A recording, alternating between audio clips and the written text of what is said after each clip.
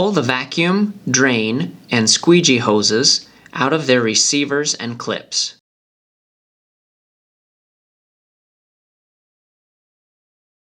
Undo the 3 latches.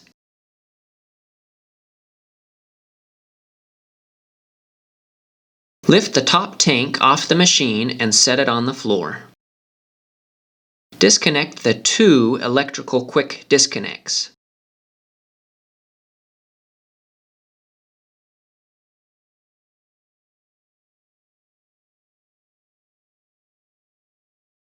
Remove the 2 battery brackets.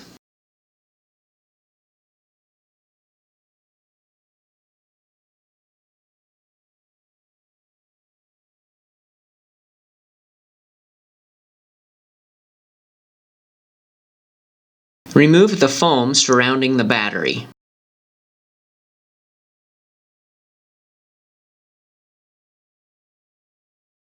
Lift the battery out of the machine.